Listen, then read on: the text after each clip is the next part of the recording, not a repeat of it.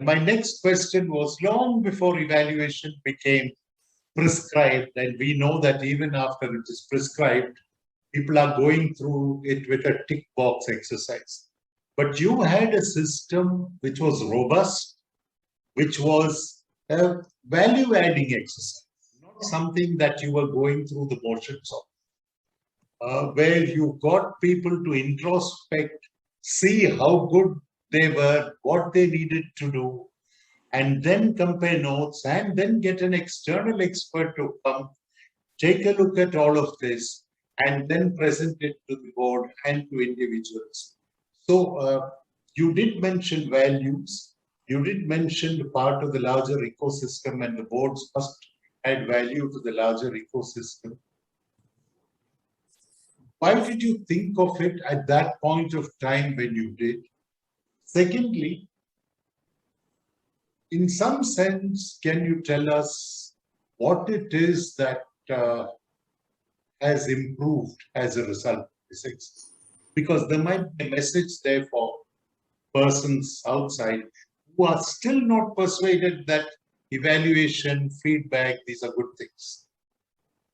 Yeah. So this evaluation exercise also came out of that feeling that we need to be transparent, there should be a candor in the boardroom, and everyone should know where is one placed and what one is contributing or not contributing. And I was very lucky to have a board members that I have, including, of course, our non-executive chairman, Sandilya. Because you see, it's extremely difficult for directors after 30, 40 years of experience to accept that they need to be evaluated. So the first hurdle that you have is to convince the board members that we need to have it. I have heard many, and I'm sure you have heard hundreds of them, that who say, why should I be evaluated? I have run a company. I know how to do all this. What is this evaluation going on? And so on. So it stops there, unfortunately, even for those who want to do it. I was lucky. So that's important point. So when I put this on the board, all of them said, yes, I think we need to do it. So that's point one. Point two was, I think there was another foundation which was there before we did it. And if we don't have it, it might become difficult. There was a sense of camaraderie and a trust in the board. So we respected each other, we trusted each other. So there was a feeling that any of this will not be, within quotes, misused, if I may call it, or used or unused also at one level. That feeling was there. And that requires, of course, a different piece of process, which you know very well, but I'm saying, so those two things were with us, good board members, enlightened one, and the environment. So then making this happen was easy. Now we did important thing there. We said we will not evaluate each other. We will not give feedback to each other directly, but we will have an outsider who will collate all our things, because you know how it happens. It's very difficult to give sometimes direct evaluation in spite of all the good intentions. So it is better we have, so I designed a questionnaire. It's quite long questionnaire. So people would say, Ashank, why do you want all this to be filled up here? Because every person has to fill for all other board members. So, you know, I have to fill for all others and others fill for and all that. Anyway.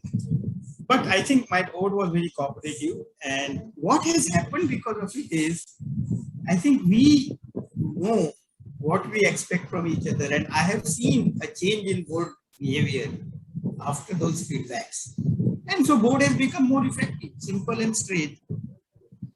And of course, one is director evaluation, one is board evaluation we also do. That we do inside. That means we all evaluate board as an institution.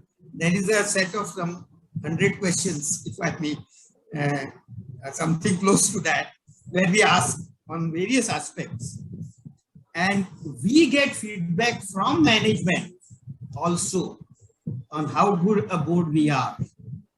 Part of that board evaluation, CEO gives us a feedback saying that, you know, CEO and board relationship, there are 25 questions or 10 questions, and he or she gives us a feedback.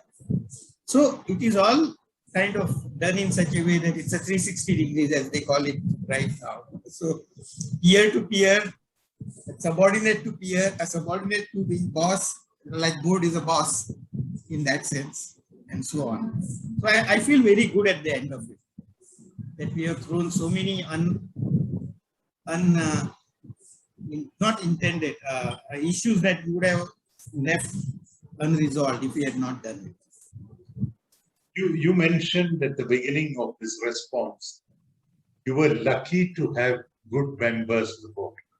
My experience looking at boards across the country is that nobody is lucky to get good board members. They go and get good board members. They write their own luck checks, if one might call it that. Because many people want persons in their comfort zone. And persons in the comfort zone means everybody ensuring that everybody else survives, but nobody prospers in the process. The company certainly doesn't prosper.